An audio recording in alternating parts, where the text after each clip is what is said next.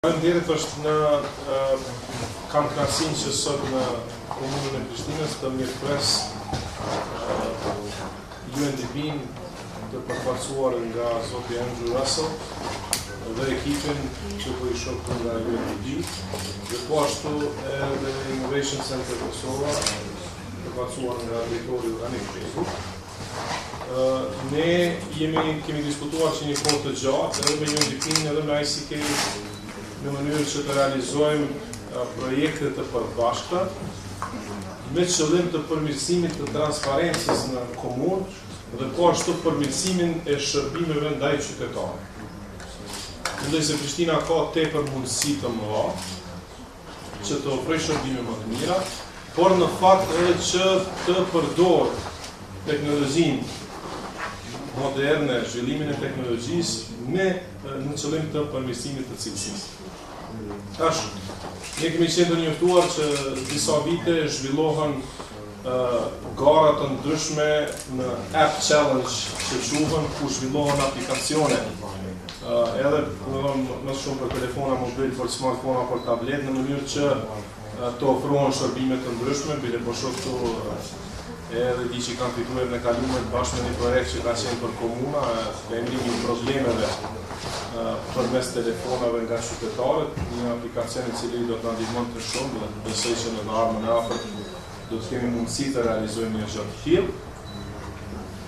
Por në përgjithësi ideja ka qenë që së bashku me UNDP-n për shkak të përvojës së tyre që kanë ndihmën për projekte të tilla dhe së bashku me ICK-n që po ashtu kanë përvojën e madhe tashmë në zhvillimin e projekteve të reja dhe mbështetjen për zhvillimin e projekteve të reja, që të bashkëpunojmë dhe të kemi një garë e cila do të ishte App Challenge për Prishtinën.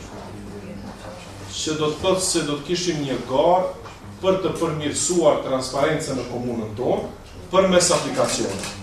Tash unë nuk e kam përvojën e programimit e ka njerëz më kreativ shumë se unë, për të tonë se cilat do të jenë rezultatet e kësaj, por shpresoj në aplikacione ku për shembull qytetarët mund të shohin buxhetin në çfarë do kohë, mund të shohin se sa para janë shpenzuar nga buxheti, si paguhen taksat e tyre, cilat konkurse janë të hapura, gjëra të tilla të cilat do të ndihmonin posaçërisht një popullat që ne dimë se është më e reja në Evropë dhe vazhdimisht po përmirësohet në përdorimin e teknologjisë.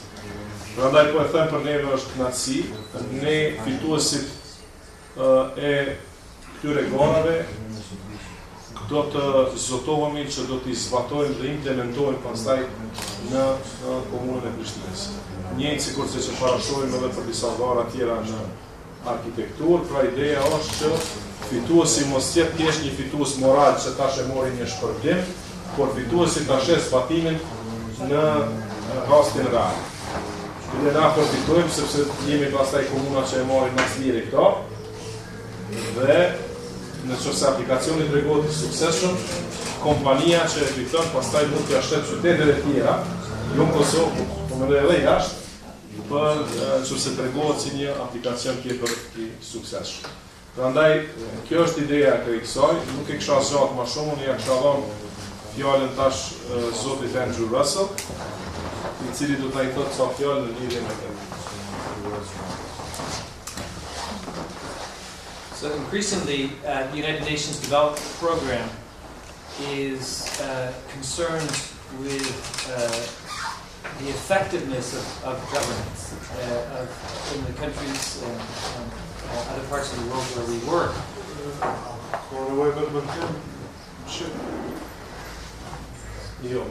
You can continue. I can continue. And certainly that's true here in Kosovo as well, where we've been present from the very beginning in terms of helping to establish the governing institutions, both at the central level and at the local level, for many years now. I think we, as the United Nations Development Program as well, have been inspired by what we see around the world in terms of how the technologies that are available to us now are being utilized to strengthen democratic governance around the world. And I personally, some of my colleagues have heard me talk about this before, but I have off and on over the years worked at where the UN headquarters is in New York City. And really over the last 10 years, it's been a remarkable experience there in terms of how the combination of leadership at the municipal level, technology, and enough youthful energy can really transform the lives of the inhabitants of a city. And certainly my life has transformed over the last 10 years or so, where with the smartphones we can know so much more about what is happening, what is working, what is not working. We can make complaints. I won't bore you with the whole story, but I've had some incredible experiences in New York in terms of really feeling like when I make a complaint, something's wrong, then something's going to happen because I have access to information that we didn't used to have.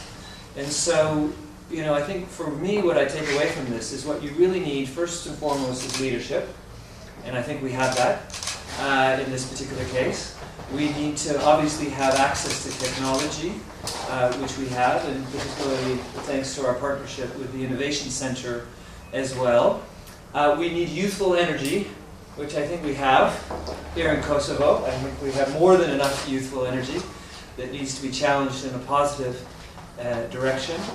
And then, of course, a little bit of resources as well doesn't hurt. And there we have to be very grateful to our partners in the Swiss government as well, who have been partnering with us on this rather comprehensive Kosovo anti-corruption initiative that we've embarked on with them. But I'll bring it back to where I started. I think it really, ultimately, it begins and ends with leaders who really are committed to transparency, to engage citizenry. I'm Canadian, so my English is a little corrupt sometimes.